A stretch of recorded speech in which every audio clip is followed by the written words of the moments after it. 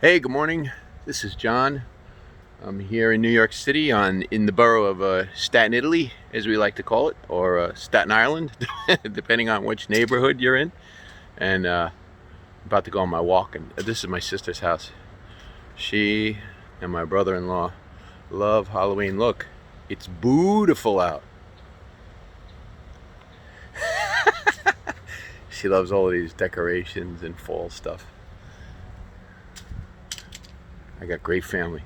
Very lucky, very fortunate. Sorry about the scenery, but I think what I'd like to share with you this morning is probably more beautiful than scenery. I have been struggling with sleep and sleep meds for a while. I shouldn't say struggling. Yeah, I guess you could say struggling. And I am happy to state right here. Oh, look, here's my mom.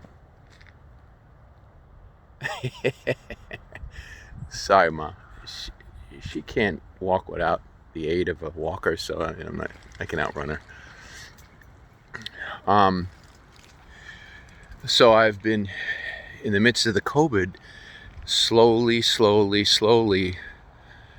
scaling back my dosages with the aid of my doctor and much research. And last night was the first night I was down to 1 milligram and some melatonin from 4 to 5.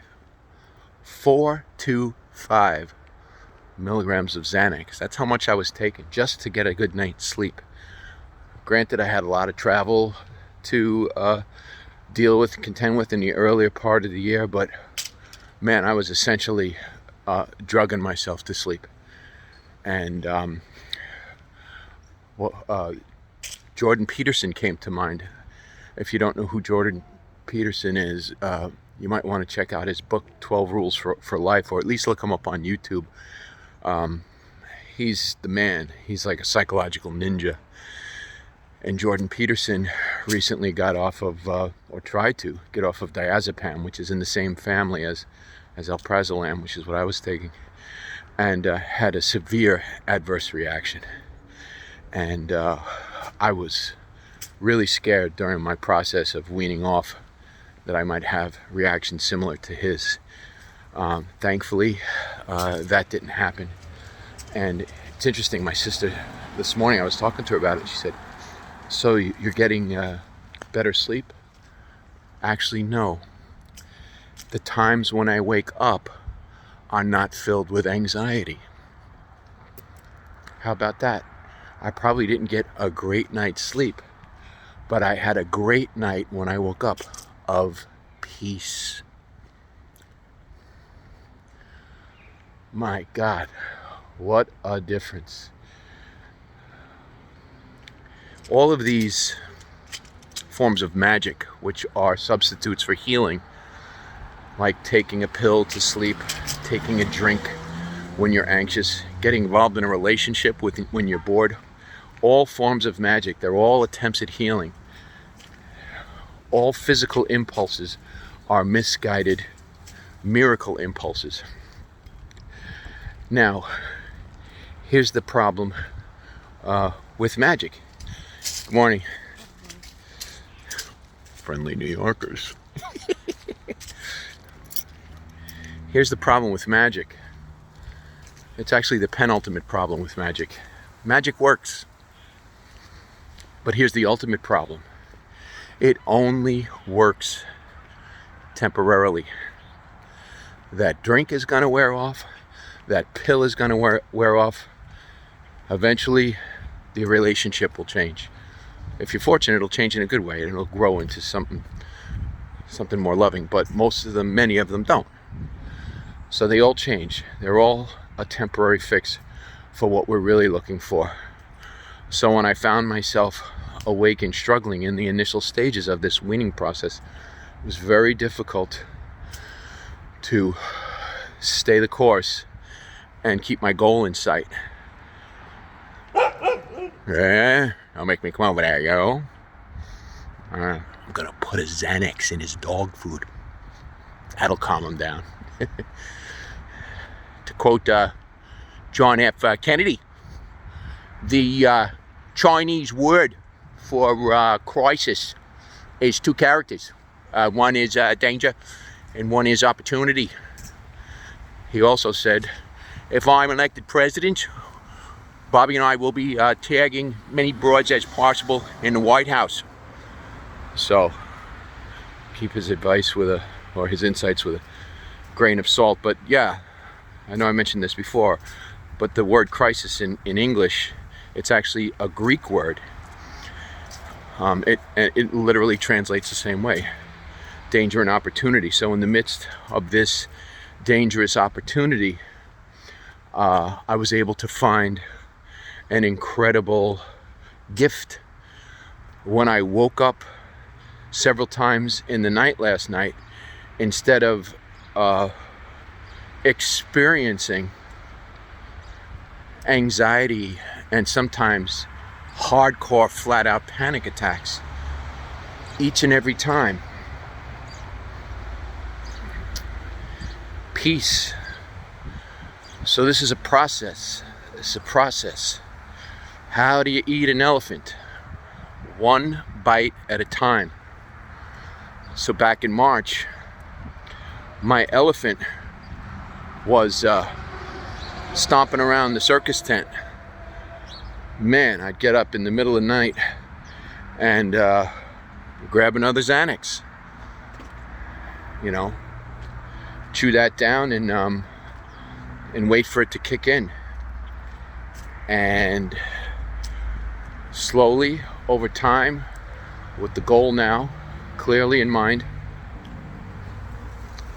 last night was, I got a tail left now of an elephant, maybe a little bit of an ear, and some trunk.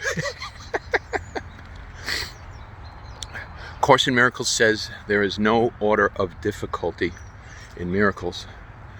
Another way to interpret that is that there is no order of difficulty in problem solving. In fashion, we know that one size does not fit all, but with problems, this one size does fit all. Choose a miracle. A miracle is simply a change of mind. That's all I had, was a change of mind. Of course, I was mindful of the body and of what effects it could have, but the body doesn't tell the mind what to do. The mind tells the body what to do. You have to look at what's greater. Is the body greater than you, or are you greater than the body?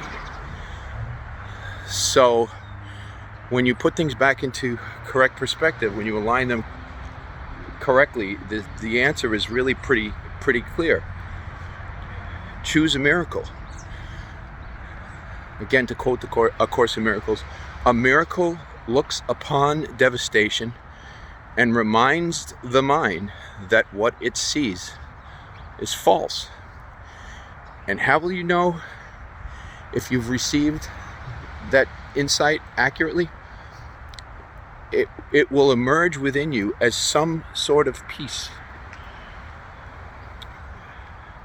God is very quiet because God is not in conflict.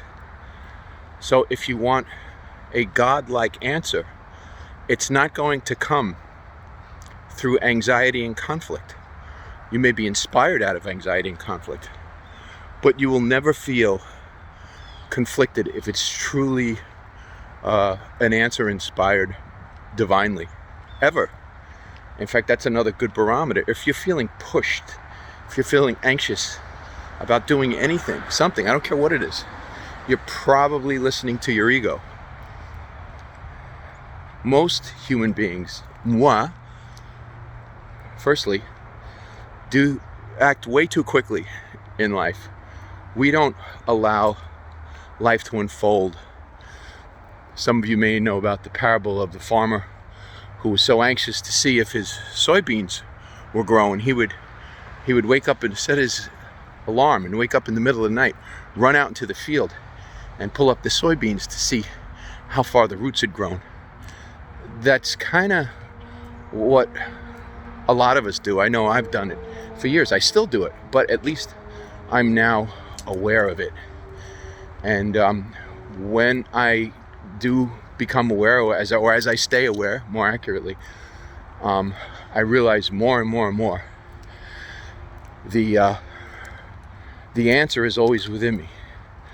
I'll take action appropriate and proportional to what's in the world, but if I'm not doing it peacefully from a place of calm, focused direction, that's a real indicator that I'm probably doing it from an ego-based perspective. And using a law of attraction, what you get is more anxious, ego-based responses. So I hope some of this is helpful, and anybody that's on a path like this, I mean, I quit drinking. I didn't do it the same way. That was cold turkey, slam, bang, boom. That was a tough one. But using the same principles, I moved from being in recovery to being in discovery. Nobody wants to quit drinking. Nobody wants to stop drinking or stop getting high. But they do want to start living. And that begins with healing. And healing and miracles are synonymous. So start living today. If you're going through a similar struggle or issue in your life, I wanted to put this up to say, God bless you, stay with it. You can do it. There's no good time to quit. There's no good time to quit any addiction. But this in particular has posed some unique challenges. But you can do it. You can do it, you can do it, you can do it. If I'm doing it, you can do it. Stay in there. Don't give up. Don't give in. This is our year.